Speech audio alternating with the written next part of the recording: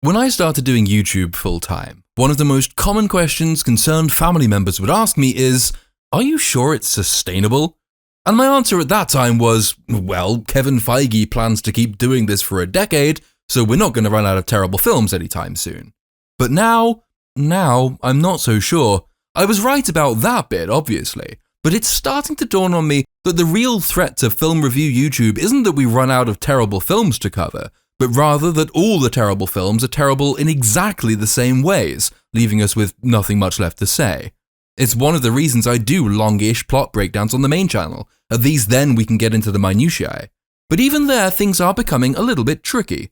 I've just scripted my main review of Ant-Man and the White Anglo-Saxon Protestants' Quantum of Solace, and the top-level message, the thing we take away once all the plot and characterization and world-building has been accounted for is, we've kind of seen this all before. What then does Quantumania offer us? The basic plot, spoilers by the way, is Scott Lang is a family man now, but somehow didn't notice that his girl boss daughter, wife, and his father were building a device to map the quantum realm in his basement. Via that device, somebody in the quantum realm drags them all down into it. That person is Kang, who is trapped there.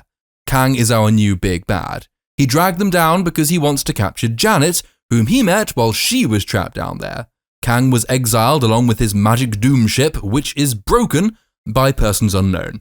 Janet helped him fix it, thus turning Kang into Armor Kang and giving him many of his god powers back. But because it was linked to his mind, when she touched it, she saw all of his past misdeeds, all the worlds, universes, and timelines he'd wiped out. Kind of like Wanda and Ultron. So she stole the ship's multiversal traversal core and used her Pym particle whatsits to explode the core, rendering it unusable and trapping Kang in the quantum realm again, outside of time and space. While there, he used his god powers to build an empire and an army, ready to invade our dimension as soon as he was able.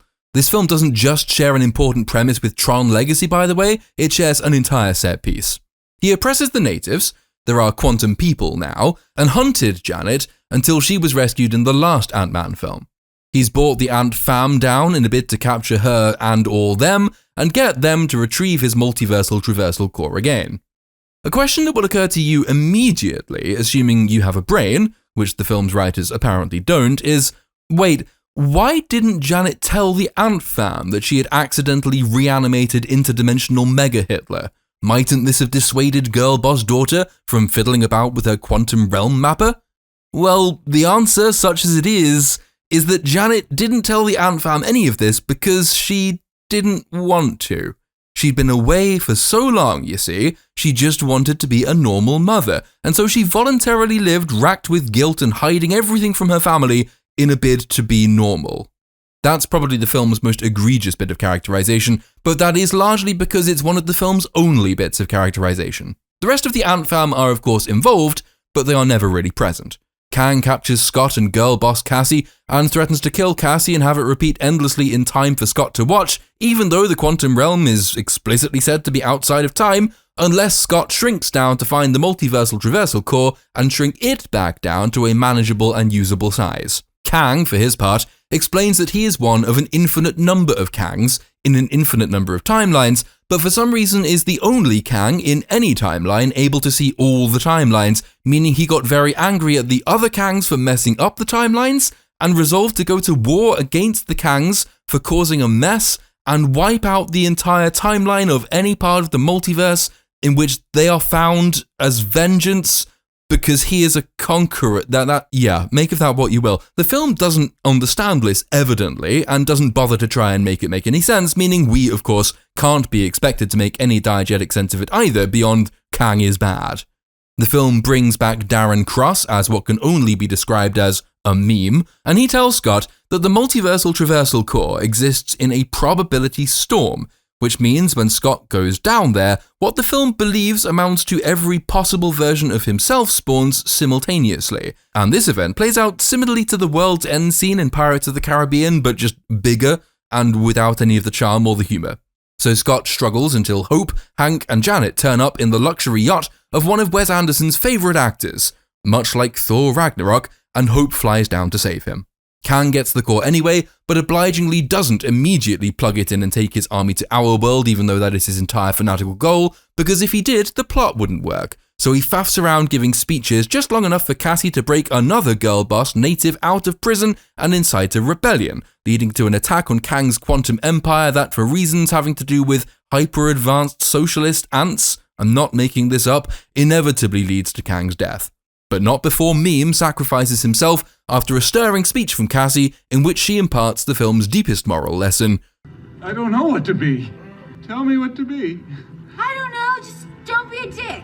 Kang dies, the Ant Fam escape, but because this film only really exists to set up the franchise's multiversal war plan, we get a post-credits scene in which it's revealed that the Council of the Council of Kang have learned that Ant-Man's Kang, whom the Council of Kang exiled for being a dick, had been killed by humans traveling the quantum realm. Thus, the Council of Kangs resolved to wipe out people who pose a threat to their multiversal dominion, even though, to know all of this, they'd have had to be monitoring the quantum realm, in which case they'd already have known that Kang had fixed the ship they inexplicably exiled him with, and raised an army and was trying to get back to wipe them out, and would have already known that humans have been pissing about in the quantum realm since Phase 2, and the multiverse since Phase 4.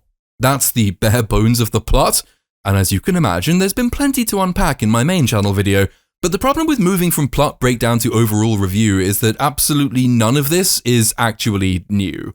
Every one of its core problems has been present and mentioned to death in every review of every MCU film since Phase 4 at least. Non-existent characterization, girl boss proliferation, contradictory motives, botched relationships, tonally disjointed scenes and inability to be serious, forced and contrived comedy that feels more like repeated sexual violations than anything resembling humor, unknown and unknowable stakes, the sense that the writers resent the very idea of storytelling, the expansion and expansion and expansion of the universe into the multiverse, and then the multiverse into the multiverses, and then the multiverses into the timelines within multiverses, and then into the quantum realm that exists outside the timelines within those multiverses, none of which is actually graspable or even comprehensible, all of which is differentiated by slightly different color schemes and ever wilder CGI horrorscapes. The overarching sense then that there is no overarching plot worth the name, and so on and so on and so on and so on ad nauseum.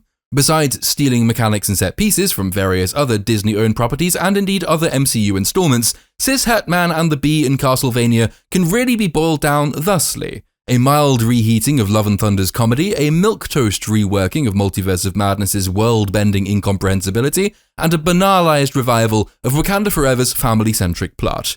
That each of these preceding films was already reheated, milquetoast, and banal gives you some indication of how mind-numbing Ant-Man 3 really is.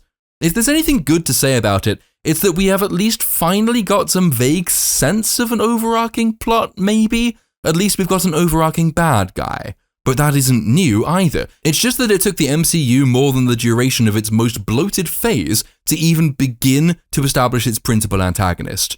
That we now have a principal antagonist could, construed charitably, be considered a step in the right direction, even if the reliance on timelines and multiverses and quantum realms effectively introduces a villain without any stakes. Infinite Kangs versus infinite iterations of our infinite heroes in infinite timelines in an infinite multiverse isn't so much an interdimensional war as a war against the very concept of sense and sensibility. If Phase 4 effectively convinced us that there wasn't any point investing in any of this anymore because it's simply not meaningful, then Phase 5's first film did nothing to disabuse us of that notion. Condensing this review into a single line, Ant-Man and the Wasp Quantumania is the same, but slightly bigger. And when your condition is terminal, you ought really to have hoped for a better diagnosis than that.